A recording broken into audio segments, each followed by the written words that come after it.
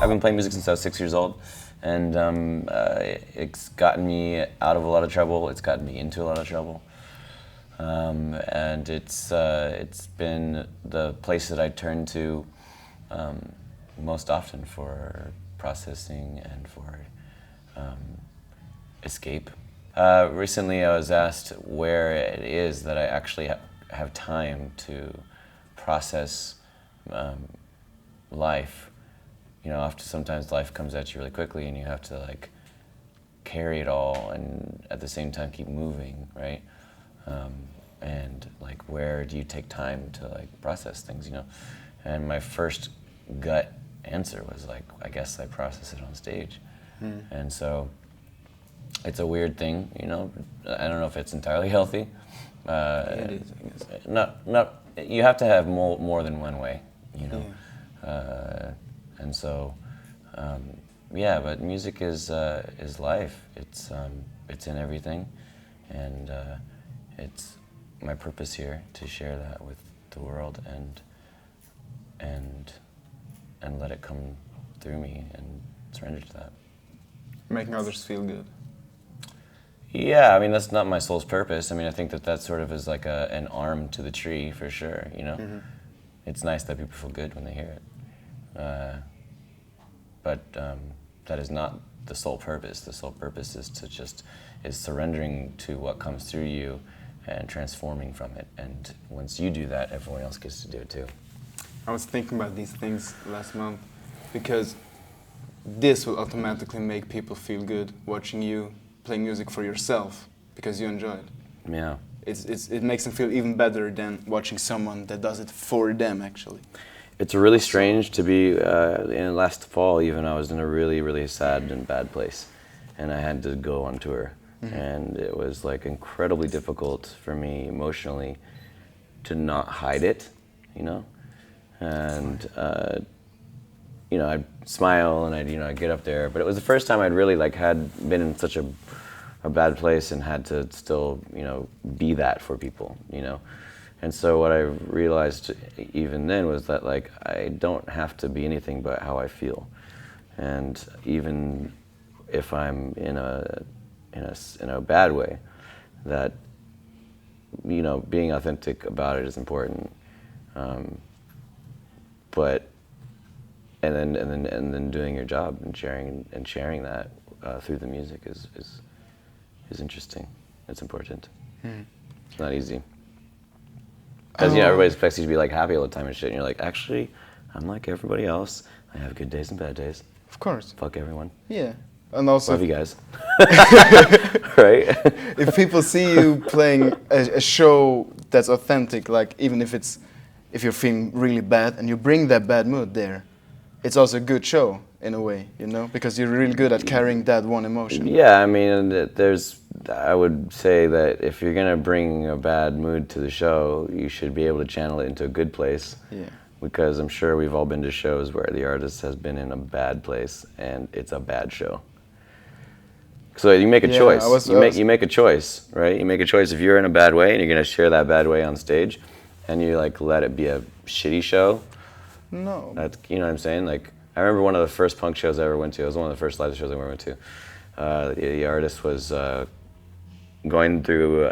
Later, everyone discovered she was going through like, you know, hardcore depression, and she was drinking her way through it, of course. And so when I saw her play, she was just, you know, bottles of vodka on the stage, just like chugging it and like throwing it at people. Of course, it's punk shows. Everyone's like, yeah, you know. But you know,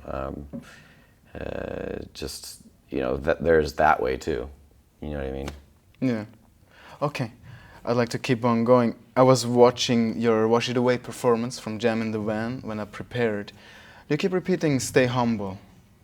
When you do it, do you sing it to the people listening, or do you sing it to yourself, these words? Well, I mean, when I wrote it, it was to myself, you know, and then there's many aspects of yourself that are hard to understand. Ego is one of them, you know. It's easy to be caught up in anything that you can imagine about your identity and how you view yourself and how you view the world viewing you. And so I think the word humble and what it means is a pretty large, vague umbrella. I think we can all identify when somebody's not being humble, right? But perhaps there's internal things about that, conversations that you have, actions that you only see, things that you only know you do, that could be translated as not perhaps being humble, you know. But it's a fine line. Okay. I was thinking maybe there's kind of more of a challenge to it for you, like maybe you have to keep reminding yourself all the time. Or Well, that is a challenge, what I just said, Yes. the whole thing. That's right. It's a daily practice of understanding where your edge is and how you are developing your own interaction with yourself and with the world. And I think that everyone has to acknowledge that at a certain point in their life. I don't know. I guess my thing is when I look people in the eyes and I'm seeing there's like a what do you call it? A telepathic sort of psychedelic thing that's going on, which is my favorite. You know, some artists you get to watch them do their thing. You go see their show, and there's no interaction. You know, it's like Jack White. You go see Jack White play, and Jack White's doing his thing. You know, and you're privileged to watch him do his thing with his band. And if he talks on stage, it's like you better fucking listen, cause you know what I mean. But for me, it's the opposite, where like I feed off of the interaction. You know, of being able to like hang out and play some songs and like storytell and have that kind of connection. I heard that you were playing for Bernie Sanders rally 2016. Yeah. But I did not find information about that so much. So I wonder, what was that exactly, and how did it come together?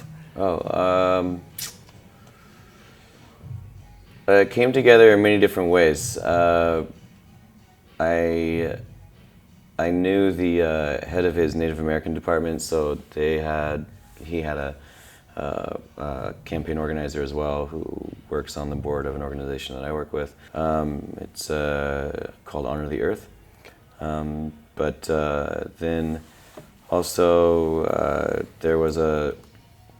it's still living, but I'm not sure what the organization's up to now, but there was a group of people who were working very closely with him that were some of his advisors as well, some of them were in Hollywood and some of them were in the climate change community, and they were all dear friends of mine, and they were also working with him. So I was a little late in the game getting booked to do the rallies, but I managed to be able to get into the San Diego one. Mm-hmm. And so, yeah, so that was a really cool experience. I guess so. I feel like he addresses the right topics in the right ways. Yeah. I was really hoping a lot that he'd make it. Yeah, he's an amazing man. You met him as well? Yes. Cool. Yeah. Wow. Yeah. Or was there like a conversation? No, it was just like a hug and a photo, and yeah, that was it. Yeah, had my little moment. Beautiful. Okay, talking about music again. Yeah. What is it that makes you like a song? Oh man. You believe? You understand? Totally. Well, it varies. You know, like I like all kinds of music. So I mean, sometimes it's just the beat. Sometimes it's just the rhythm. Sometimes it's the production. Sometimes it's the lyrics. Sometimes it's the cup and the time. And sometimes it's all that stuff. You know. Mm-hmm. I mean, yeah, it could be any part of the puzzle or the entire piece of the puzzle or the entire puzzle. So when you write a song yourself, you have kind of the same goals for your song. So you know what makes an idea worthy to keep working on it? I don't know. It's kind of different every time, you know. Like lately, I've been like focused more on like if an idea comes to me about a song, like a topic or something. I'll look at what I already have written on my like list of songs. You know, like have I written a funk song yet? You know, or have I written a calypso beat? You know, or has there been enough of Latin influence? You know, or is there an R&B track we're missing here? You know, that lately that's what I've been kind of thinking about more or less. But in the past, it's always just been like whatever came out, you know.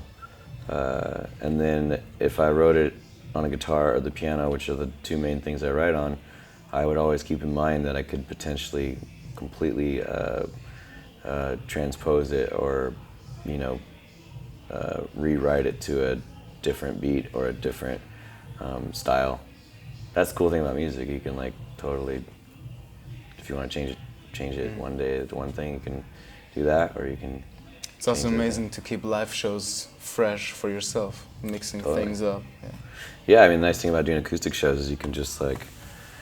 Yeah, I wonder what it will sound like. Come in and hang out and have a little jam. Yeah, sweet. Yeah, cool. This is your first acoustic tour that's like scheduled tour, right? No, okay. No. I've done a handful of them over the years. This is my first time in Zurich. Oh yeah, that's what I know. Ever. First time ever.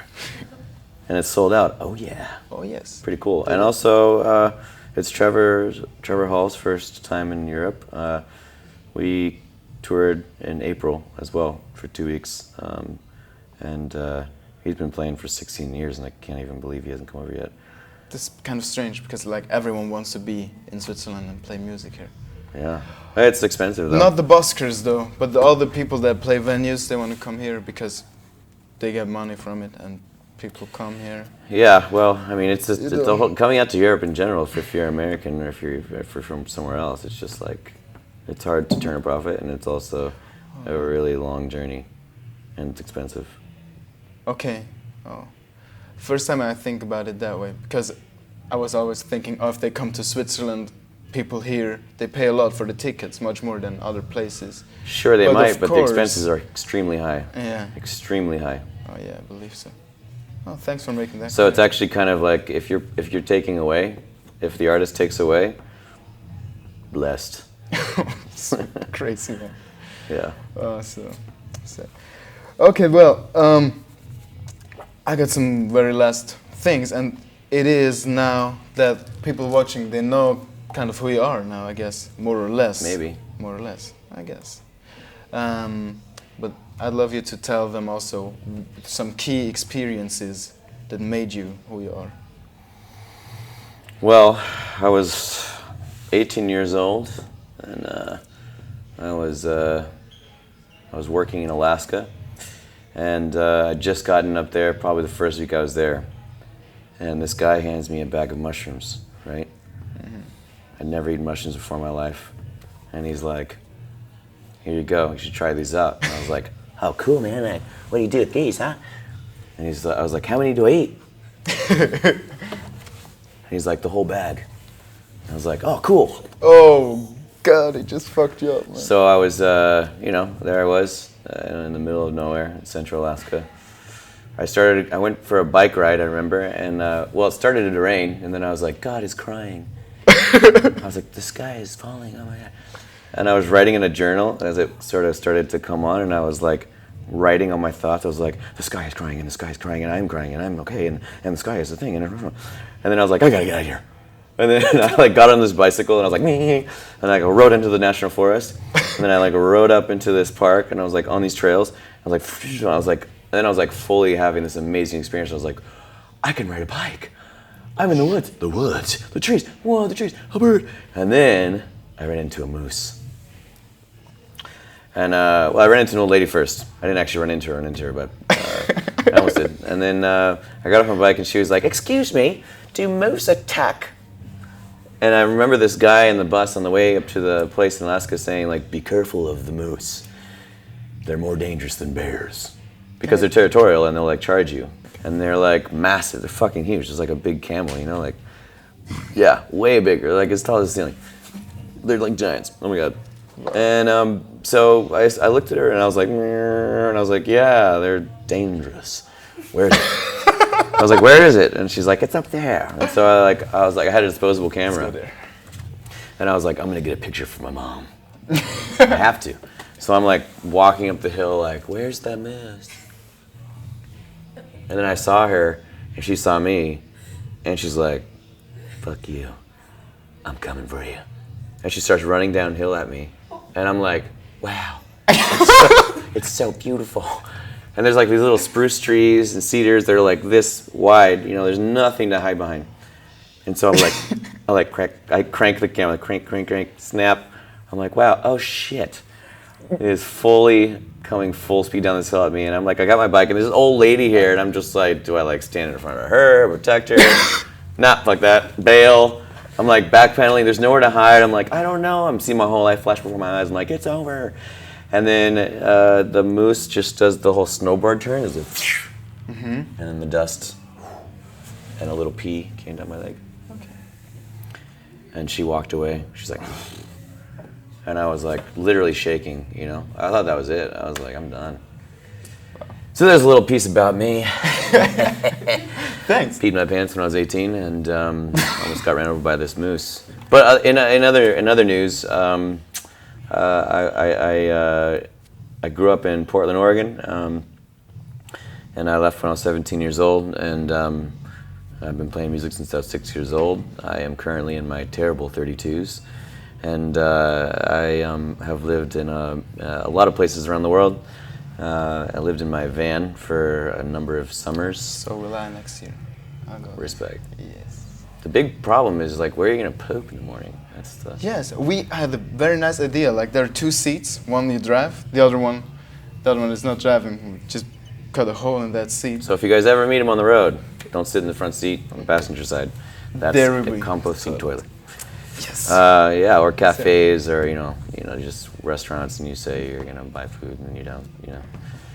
Yeah, when you're vagabonding and you're like living off of pennies and stuff, you learn a lot of like tricks, street tricks, where to go dumpster diving, all that kind of stuff. It's good. Yeah, man. Yeah. So yeah, many years of cruising around. I thought I was gonna be a farmer for a number of years in Hawaii, and did that for a long time, and then kind of in the last about 6 years ago, kind of took on the call of the wild. Sweet. Of the music, and surrendered to that, and have dedicated my life to that now. Cool. Yeah, That's man. good last words for me. End quote. Unquote. I reckon. Thanks, bro, for doing it. Yeah, dude, absolutely. Yeah, Thank you. yeah, wonderful. Cool.